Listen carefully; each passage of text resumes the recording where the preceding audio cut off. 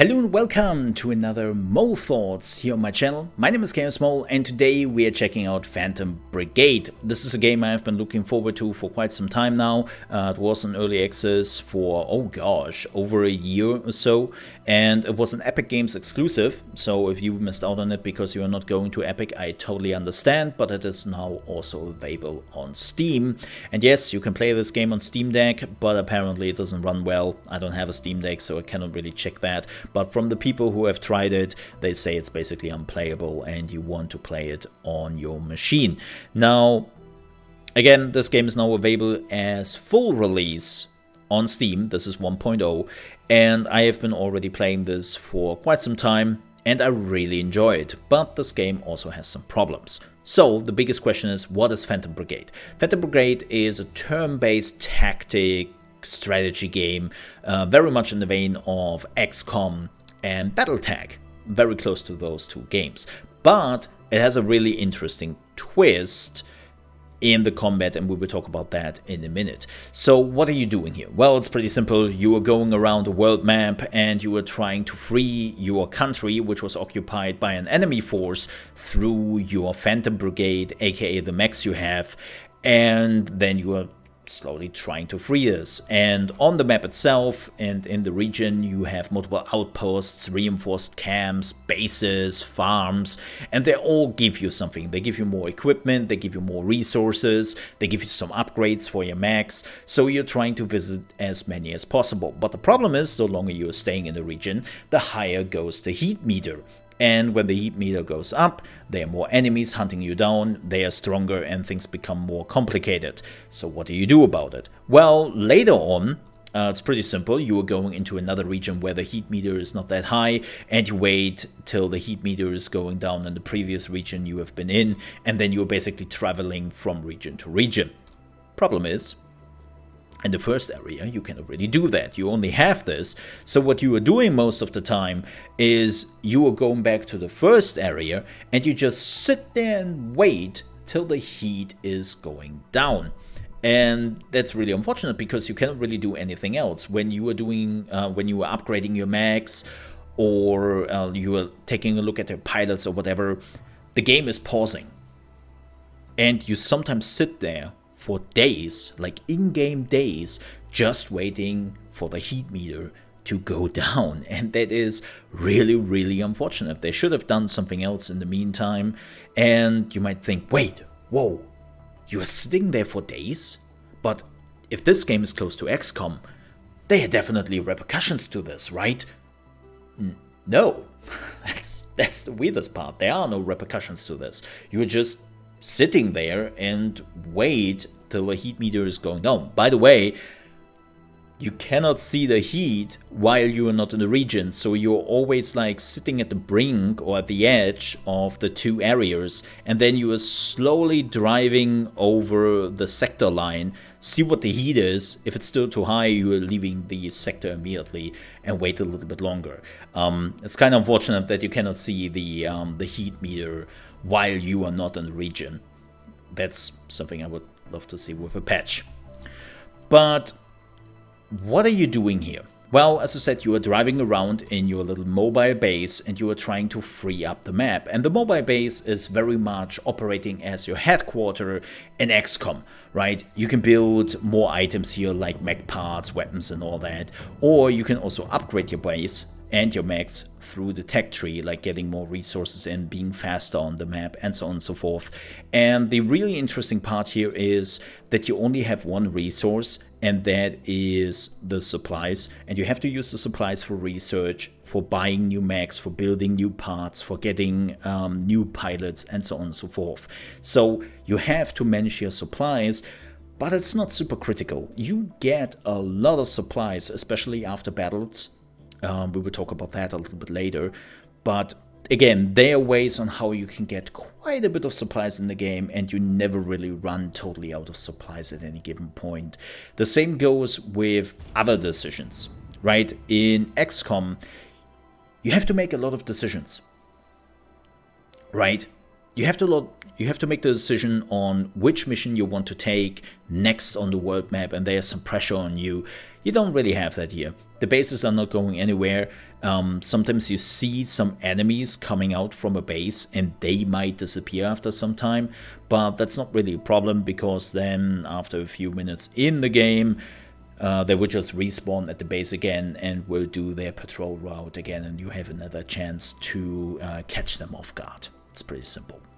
Now let's talk about the big part, the mechs. Yes, they're big, but they're also very important for gameplay. And as you can see here, I have 3 mechs right now, and I run a pretty standard team. I have the Hunter, basically assault rifle SMG, who is hunting down targets who are vulnerable, and they are also just trying to evade most of the enemies. They have the Protector, who is my main tank with a shield who can take a lot of damage and also has a shotgun, so he tries to be in the mid of the fight. And then the Screecher is my sniper artillery guy, who also has a rocket launcher he can use to send multiple rockets like an artillery piece into the direction of an enemy, but mostly tries to get an angle and snipe down the enemy with 1 or 2 shots. Right, that's the team I'm running right now. You can go ham though. You don't have to do this, because the game is giving you tons of option to modify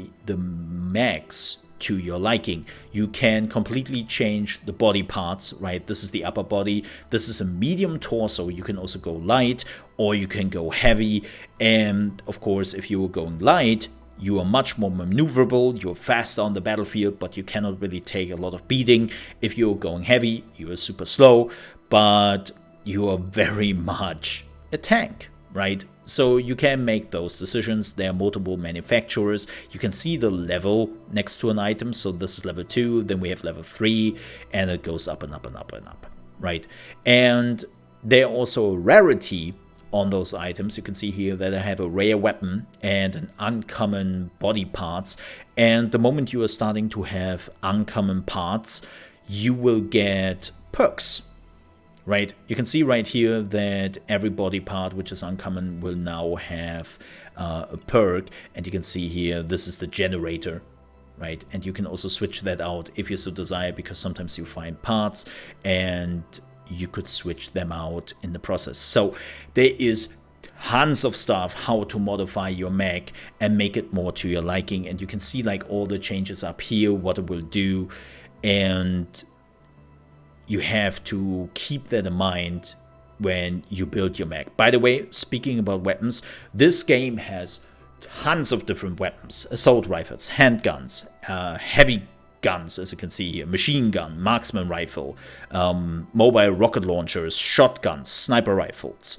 And even the sniper rifles themselves can be different manufacturers, so they are doing different things when it comes to shooting an enemy. So there is tons of stuff you have to consider. And most importantly, of course, you can repaint your weapons and your mechs if you so desire. You can totally do that. Another thing this game has, which is a little bit weird, are pilots. So pilots are inside the mech, and yes, they can be hurt. And you can see right here that Chaos, one of my viewers, was hurt in the last battle and should probably wait before he is taking part of the next battle, and I just take another pilot in the meantime to replace him. Now you might think, okay, cool, does that mean that the pilots are leveling up or getting equipment? No, they do not. They do not. There is no real difference between the pilots besides of how many or how much health they have right now. There's no difference. I know it's kind of weird. I assume that they had something planned maybe, but it's just not there. The only difference is that you can completely edit a pilot. You can change everything on the pilot. The name, how they look, if they are male or female, and so on and so forth, right? Like you can change everything for the pilot, which is kind of cool and very in-depth, but as I said, it doesn't really make a difference because you never really interact with the pilots, and they're also not like getting any levels or anything. So it's like, yeah, cool detail, but not really anything you are doing with it. But now let's talk about one of the most important parts of this game, and that is combat. So we are going into a combat maneuver here, And very interesting is that before you're going into a combat, the game is telling you exactly how the battlefield would look like, where the enemies will start, where you start, what kind of conditions you have to think about. And then you can also choose your squad again. You want to go in, and then the fight begins immediately. There are no real load times here, which is also fantastic. And as I said at the beginning, this is a turn-based strategy game like Xcom or Battletech, right? You can see my team starting right here, and you can see the enemy team starting right here. But there is a twist. And that's the twist which makes this game awesome. So, as you can already see here, this is the enemy, right? And you can see some outlines, like some shadows slash holograms. And they are doing stuff. Because the twist is, you can see into the future. The future. Well, only for 5 seconds, but hey, 5 seconds are 5 seconds, right? So you can see what will happen in the next 5 seconds here on the battlefield. And now, how the game works is that basically a round is happening in 5 seconds. You are doing your planning, your enemy has already done their planning, and it's all playing out in 5 seconds. Now you can see the tank here coming in, right? You know the tank will arrive at this point in 5 seconds, and at 3.3 seconds, this tank will shoot at my sniper. Good thing is, there's a building in the way, so you can see the dotted line, which means there's something in the way, and they will not hit the target. So good for us, our sniper is safe. But we now have to make our own move. So first things first, let's get our tank in there. And I think the best course of action is to go up there. Let's also see what the other mech is doing, because he's probably attacking our tank. Yes, with the artillery rocket launcher. And now at the end of the movement, let's see if we can actually do a dash down here. I think we can't because we are too close to the end of the round. That's the problem with a heavy mech at this point, right? That heavy mechs don't really make a lot of distance. Yeah, in those 5 seconds, so it's a bit problematic. The good thing is, with a light mech like this, like we can move fast. Look at this, how far we can go with the light mech. Thanks because him being light, but we are not moving too much. Would we hit, let me see, yes we would hit our friend. So we have to be careful, you can run into each other. Don't do that. That is a very bad idea. It hurts, especially if you're running into a heavy mech. And then after our dude was running, how about some sniping? Oh, this is too far away. We would only do 10% damage. Let's wait till he is here. And now we're in optimal range. And the number you can see there is not the hit percentage, it's the damage percentage. So if you're reaching 100%, that means kill. If you hit all your shots. That's very important to note. So we have a sniper shot here, and I think we can put another sniper shot right here.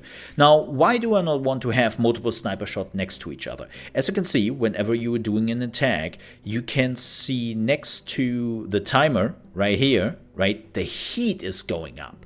And when you are reaching 100% or go over it, your mech will basically, no, not destroy itself, but you will hurt yourself. And if you're doing that too often, then yes, you will have a meltdown and you have basically killed yourself. So this is why heat dispension is so important when you are building up your mechs, because you want to use as many actions as possible, right?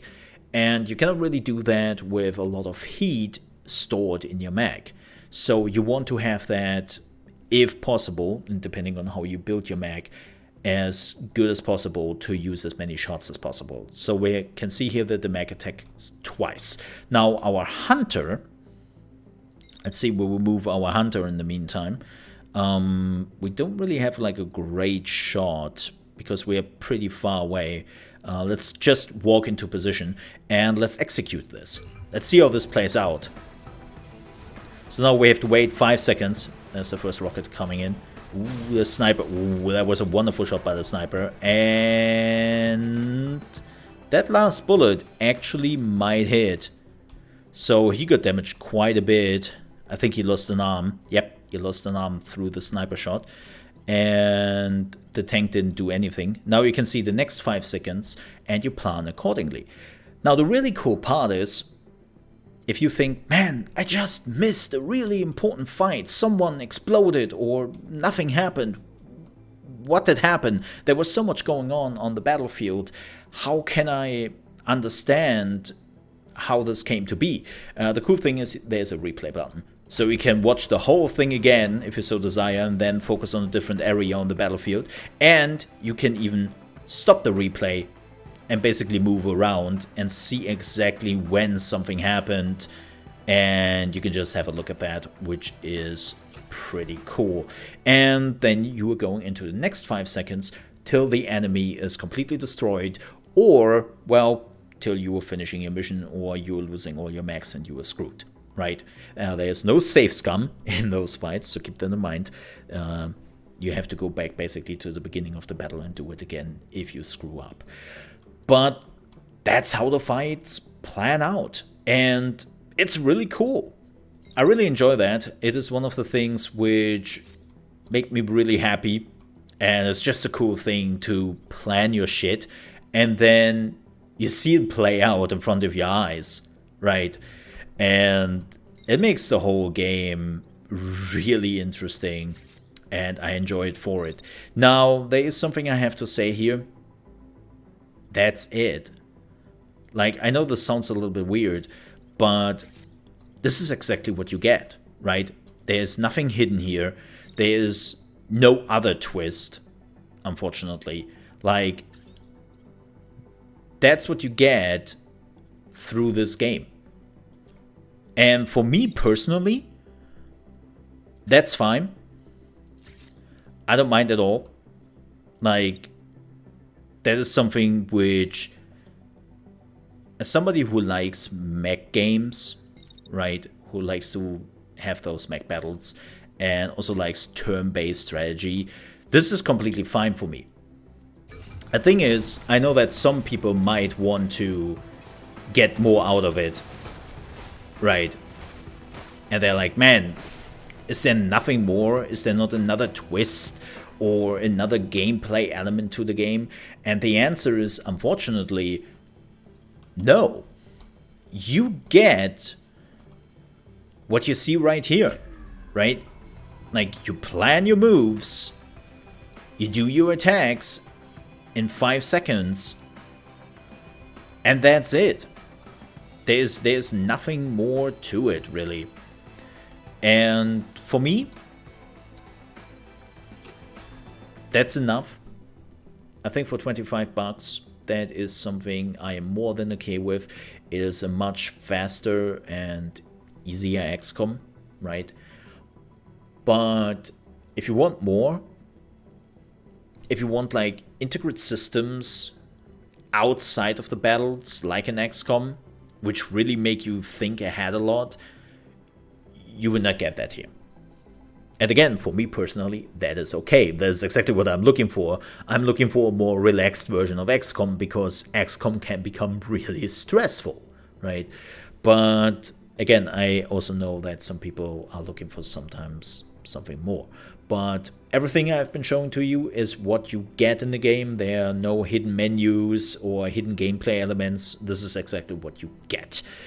And with that said, thank you so much for watching. Please don't forget to like and to subscribe to the channel if you want to see more reviews on strategy building and management games, because that is exactly what we are doing and only doing here on the channel. And I'm also sometimes live streaming some of the new games here on the channel to have a first look, and I'm completely focusing on strategy building and management game. If you ever want to check out my other channels, there's also Mole React, where I'm doing like reactions and all that, and there is at ChaosMole, which is my main channel, where I'm also doing most of my live streams and strategy and guide content for new games coming out. Not just strategy, like everything basically. And you will find the links down below in the description. Thank you so much for watching, and thank you also so much for supporting this channel. That means a lot to me, because we just started it a few weeks ago. So yeah, for all the people stopping by, thank you very much for watching, and stay safe. I'll see you next time.